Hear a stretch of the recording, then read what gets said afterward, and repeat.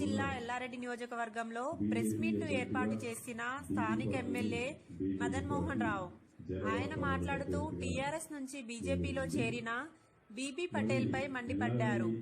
పూటకో మాట రోజుకో మాట మారుస్తూ రోజుకో పార్టీ చేంజ్ చేస్తున్న ఇలాంటి ఎంపీకి ఓటు వెయ్యొద్దని ఆయన చెప్పారు.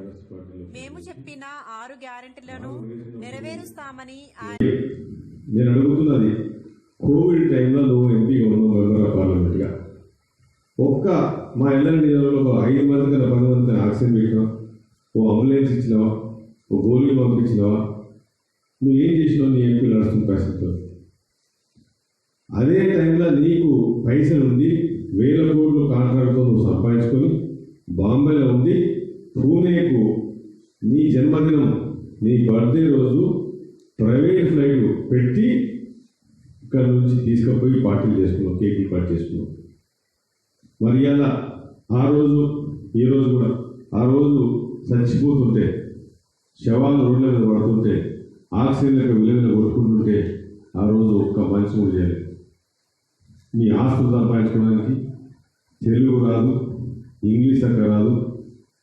నువ్వు పార్లమెంట్లో ఒక్కసారన్నా ఇళ్ళ గురించి అడిగినావు. ఎల్లారెడ్డి ఇలా పాములు తేళ్లుతో తిరుగుతున్నారు, పబ్లిక్ పండుకుంటున్నారు, చీరలు కట్టుకున్నారు, దర్వాజాలు లేక చీరలు కట్టుకుని బతుకులు మోరీల ముందు బతుకుతున్నారు. మరి ఆడ పార్లమెంట్లో ఒక్కరోజన్నా ఎల్లారెడ్డి గురించి మా ఇళ్ళ గురించి అడిగిన, మా వల్ల రైతుల గురించి మాట్లాడినావా? బాంబే వాళ్ళ గురించి, బొంబాయి వాళ్ళ గురించి ఇల్లు మాట్లాడినాను. నువ్వు మామూలు కాదు, నువ్వు గెలవగానే మళ్ళీ బాంబే పోతావు. ఇవాళ నీకు భయం బయట అక్రమ సంపాదన, ఇక నాకు కూడా దెబ్బ తగ్గుతుందని చెప్పి ఆయనతో బీజేపీలో దిగినావు. ఇలా బీజేపీ పార్టీ ఎట్లా తయారైపోయిందంటే, ఎవడేమన్నా ఏంది బీజేపీ పార్టీలు జనేసే వంచుతున్నది మాఫ్. ఇలా మాకు 7.5 ఉంది కేసీఆర్, 7.5 తీసి తెలంగాణ ప్రజలు పండగ కొట్టి, మా ఎల్లారెడ్డి ప్రజలు పండగ కొట్టి, మాకు ఈ బీజేపీ పార్టీ కూడా 7.5 జమాడు. ఇది మళ్ళీ వచ్చి మళ్ళీ మా నెత్తి మీద చేయలేక కూర్చున్నామని వచ్చేయండి. మళ్ళా నేను ఒకటి అడుగుతున్నా, మా ప్రజలు, ఎల్లారెడ్డి ప్రజలు పేదోళ్ళం, పైసలు లేవు, గరీబులం, రైతులు ఉన్నాం, కానీ వదిలిపెట్టే సమస్య లేదు. నువ్వు బీజేపీ మాయకులు వస్తే ఇలా నేను ఊళ్ళలో రానిచ్చే పరిస్థితి లేదు. నువ్వు మండలాలు తిరిగేవు. ఒక్కరోజు ఒక జడిపి సమావేశం కానీ, ఒకరికి ఒక పిల్లగానికి ఉద్యోగం వస్తే కానీ, ఒక పరామర్శ కానీ, ఒక రైతులు ఆత్మహత్య చచ్చిపోయింది, నువ్వు రాలే. గాంధార్ మండలం దత్తత తీసుకుంటా అని చెప్పి గాంధార్ మండలం దత్తత తీసుకొని ఇంతవరకు గాంధార్ ఉపయోగించు లేదు. నువ్వు కన్స్ట్రక్షన్లు, కాంట్రాక్ట్లు, వీటి గురించి నువ్వు రాజకీయాలకు వచ్చినావు తప్ప. నేను ఒకటే అడుగుతున్నా, 2014 కంటే ముందు నీ అఫిడవిట్లో ఉన్న ఆస్తులు ఎంత? ఇవాళ మొన్న ఇప్పుడు మళ్ళా అఫిడవిట్ పెడుతున్నావు, ఇప్పుడు నీ ఆస్తులు ఎంత? ఏడికలు వచ్చినాయి.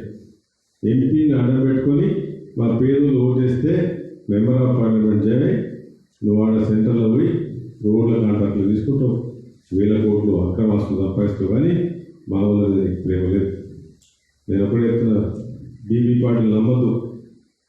తెలంగాణ సమాజాన్ని, ఎల్లారెడ్డి ప్రజలు అసలు చాలా మంచివాళ్ళు, కానీ మోసం చేస్తే మాత్రం వదిలిపెట్టాం. మరి ఈ 7.5 తీసుకొచ్చి శని దరిద్రాన్ని తీసుకొచ్చి నెత్తి మీద పెట్టుకొని 10 సంవత్సరాలు ఏం మీకు అడుగుతుంది. మా వాళ్ళు అడుగుతున్నారు, మా ఊళ్ళో అడుగుతూ ఏం మీకు ఒక బోర్ వేయించినాం. ఇవాళ ఎండాకాలం ఉన్నది, నీళ్ళు లేక మా సోమవారం తాండ, ఆ తాండల, మా గోల్లాడి తాండల ఆడ తల్లులు బిందెలు పట్టు పోతూ చెట్లకి నీళ్ళు తెచ్చుకుంటున్నారు, చెట్లలో పోయి నీళ్ళు తెచ్చుకుంటున్నారు. మరి ఎంపీ లాడ్స్ కింద నువ్వు తెచ్చినవా? ఉన్న పైసలు వాపసు పంపించినావు నువ్వు. ఇట్లాంటి ఎంపీ మనకు అవసరమా అడుగుతుంది. ఇట్లాంటి దద్దం ఎంపీ, పనికిరాని ఎంపీ, చేతగాని ఎంపీ, మాట్లాడని ఎంపీ మనకు అవసరమా అని చెప్పేసి నేను అడుగుతున్నా. మరి నీ ఎంపీ లాడ్స్ కింద 25-50 కోట్లు వాపసు వెళ్తున్నాయి. దేశంలో ఎవడన్నా ఉన్నాడు అంటే ఎంపీలలో ఎంపీ ఎవడన్నాడంటే మా కర్మ, మాది దరిద్రం, మా శని. ఈ జనరల్ పార్లమెంట్ ఎంపీ ఆయన బీబీ పాటలు నీకు బాయ్ చెప్తాం. నీకు ఓట్లు పడే సమస్య లేవు. నేను యువతను అడుగుతున్నా, ఎల్లారెడ్డి ప్రజలు